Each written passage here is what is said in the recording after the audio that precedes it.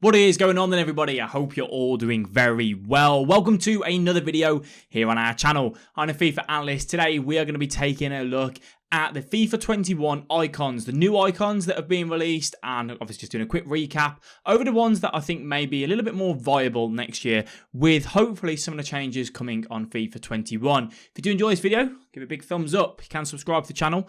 We do upload every single day, and we also stream 6 days a week over on twitch.tv/FIFA Analyst. FIFA 21 is round the corner, and we are very much looking forward to it. So then, we have got some new icons in FIFA 21, which I think some of them look very good to use. Some of them not so much. Let me know down in the comment section below who are your favourites, who are you guys going to work towards trying to get as quick as you possibly can. And fingers crossed, I'm hoping the icon SBCs come back this year. I don't really think icon swaps was the way to go, so I'm hoping we can see some SBCs back for the icons to make it maybe more viable. You know, when you get your FUT Champions rewards, you can start saving them and, you know, use those red picks instead of in just stupid upgrades. You can use them towards an icon. So I hope the icon SBCs do come back.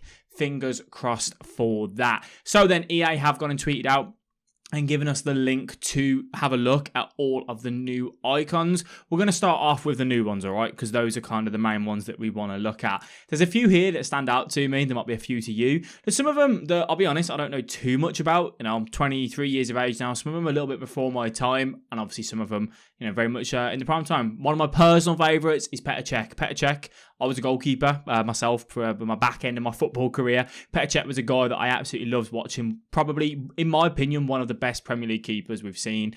Phenomenal keeper. So I'm really looking forward to having a look at them guys directly and seeing how they are. So we've got Cantona, we've got Cole, we've got Cech, Etto, Torres, Lahm, Puskas, Schweinsteiger, Suka, Vidic and Chavy as our new icons added in. If I've said any of the names wrong, I apologise, right? I'm not very good at pronouncing names, okay? So looking at Eric Cantona to start off with, and all of these, by the way, are the exact same. And I don't believe any of these ratings have changed.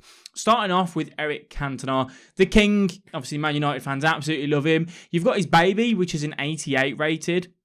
You got his middle, which is a 90, and then you've got his prime, which is a 93. So his prime is looking at 89 pace, 93 shooting, 90 physical, 93 dribbling, and 92 physical. The guy is going to be an absolute beast of a card. Very much a unit. Where would I be looking at playing him? I think he could be someone to compete in the middle of the park, right? And I'm not saying like a full-on defensive midfielder. Obviously, by the looks of it, his defensive stats aren't there. To me, I think he might feel a little bit clunky up at centre attacking mid, so I don't think I'll play him there. I think like as a box-to-box centre mid, that could be a strong possibility for him. I'd be interested to know his height, actually. Should we have a quick look and see? Eric Cantona. I just want to see how tall he is. He is 1.88 meters, which translates to feet, which is 6'1", which is why I was thinking. I remember him being quite tall, so that's why I think he might be a little bit clunky. Depends on his agility and balance, but I think for me, if you had like a really defensive-minded midfielder next to him, he could work really well as like a box-to-box. Yeah, depends on his work rates though, I suppose. Petr Cech, 86, 91, and 88. Man, I think that's a little bit harsh, you know. I think that's a little bit harsh. Because Van der Sar's a 87, 89, 92, is he? I can't remember what Van der Sar is. Should you have a quick look? Van der Sar. No, he's a 91. Okay, yeah. So they're classing Petr Cech and Van der Sar as the same quality as goalkeeper. You let me know on that. I think Petr Cech was a little bit better than Van der Sar, in my opinion. But to me, as an icon goalkeeper, that'll be one that I will pick up next year. 100% he will make it into one of my squads without a shadow of a doubt. When he's probably a little bit cheaper, I wouldn't go and spend loads of coins on him, but I'd really like to see him. Ashley Cole, 85, 89. Mate, that is dirty. No way. The guy was phenomenal. And he's been given an 89 rated. That's his prime. No.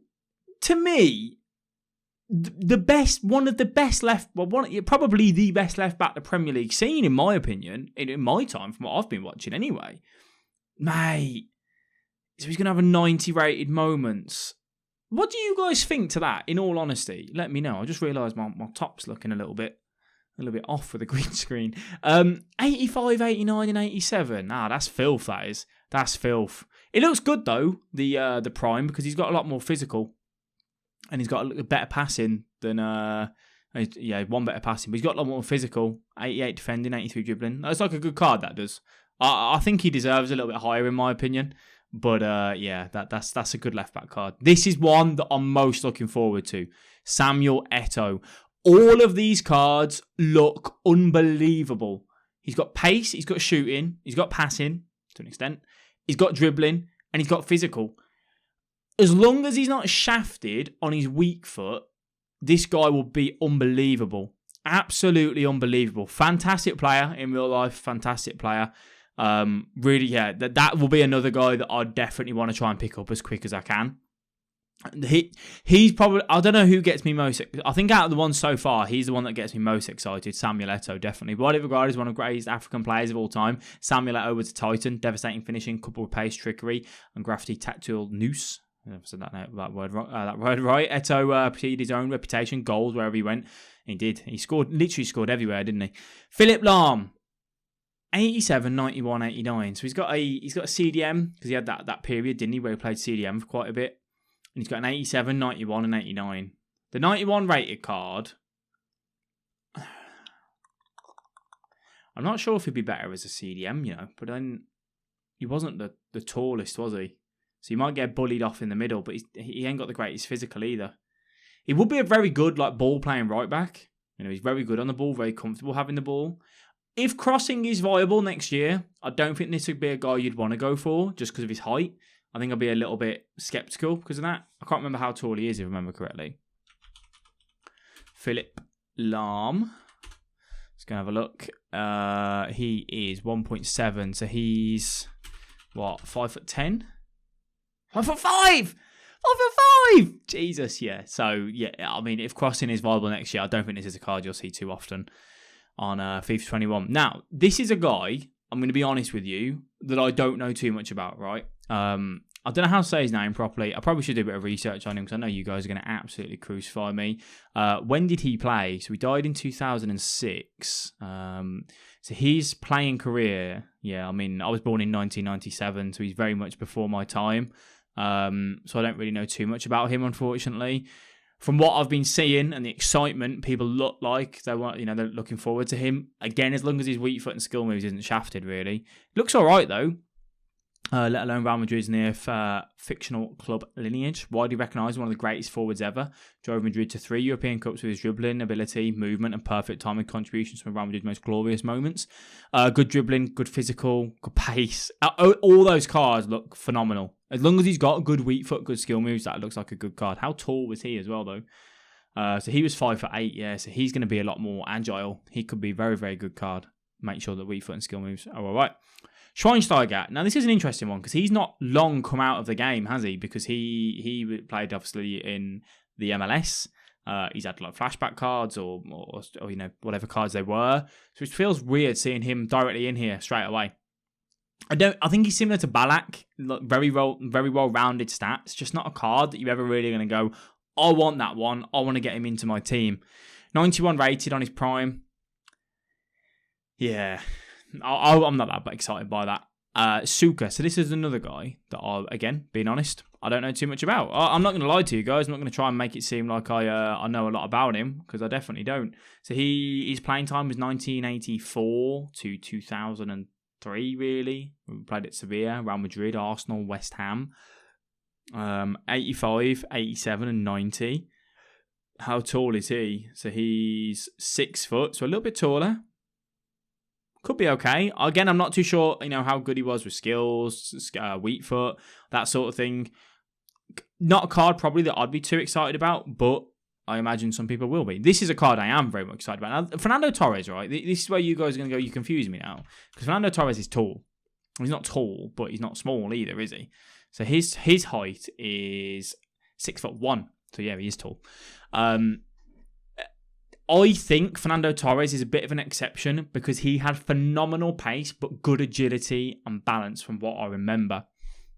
He hasn't got a card on. Is he on here? Has he been added on yet? Fernando Torres, is he gonna? He's not gonna have his agility and balance. They don't know all that yet, have they? No.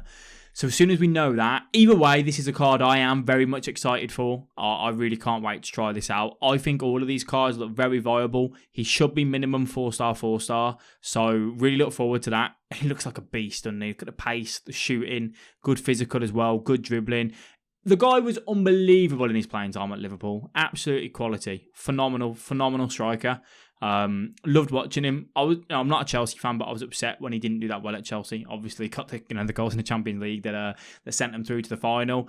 This is another one that I think gets added in, but won't get used that much. This guy was a beast of a defender, right? Nemanja Vidic was absolutely phenomenal for Manchester United. I like saying phenomenal. Get a counter in the comment section.